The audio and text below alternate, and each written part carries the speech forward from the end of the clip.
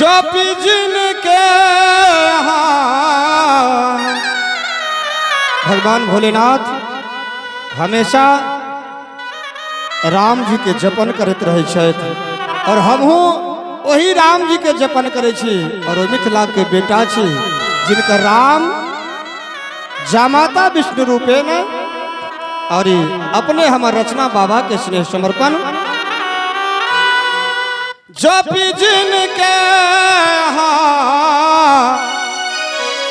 you जप जिनके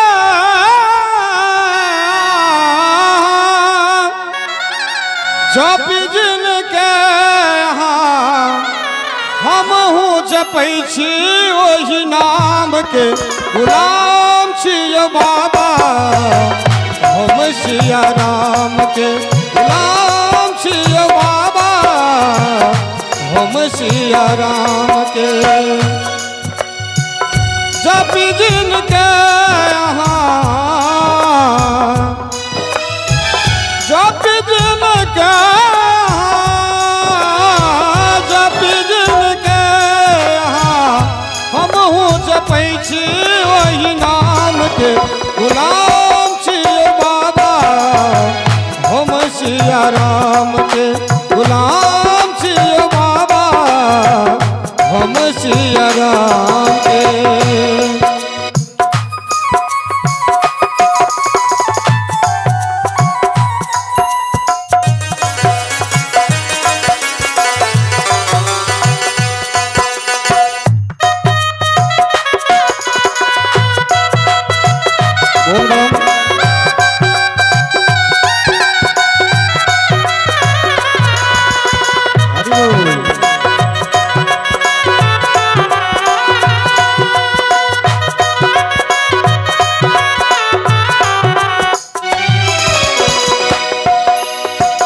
जखन जखन मोरा पीड़ा बढ़ैया दग धल छाती नोर झरैया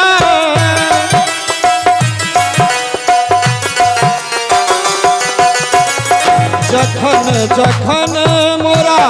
पीड़ा बढ़ैया दग धल छाती नोर झरैया कतक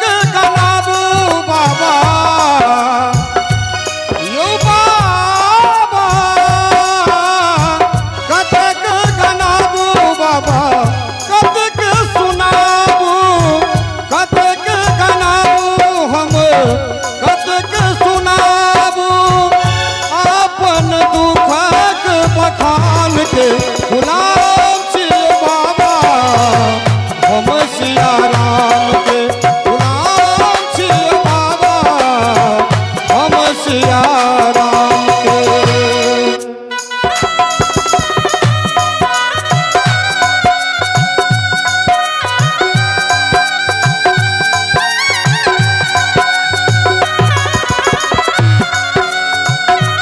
बोल बाबा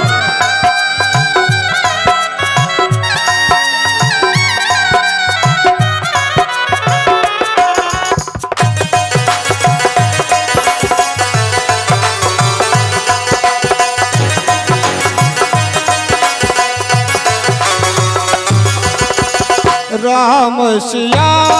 के हम छी उपास वैदेही सुत मिथिलावासी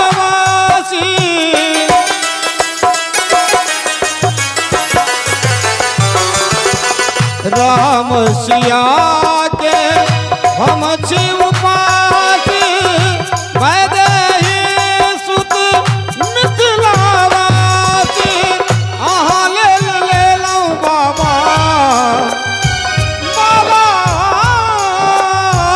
अहाँ ले लौ बाबा अहाँ ले लौ बाबा माला बना गय मखान के गुलाम छियै बाबा हम सिया राम के गुलाम छियै बाबा हम सिया राम के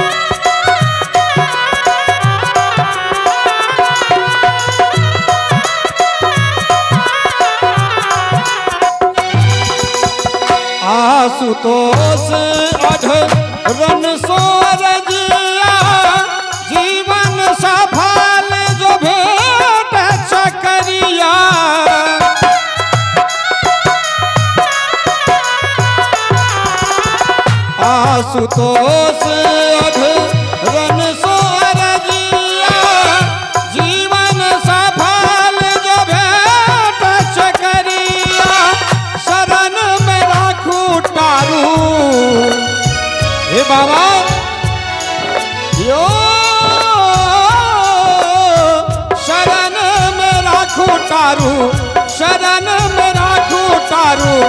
नित्य दुख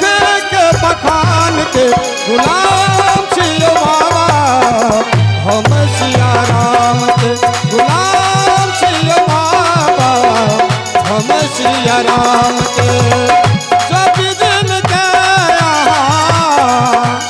या बाबा जब दिन के जब दिन के जब दिन के हम हूँ जपै छी वही नाम के गुलाम छियो बाबा हम सिया राम के गुलाम छियो बाबा हम सिया राम के गुलाम छियो बाबा हम सिया राम के गुलाम छियो बाबा हम सिया राम के हम सिया राम के हम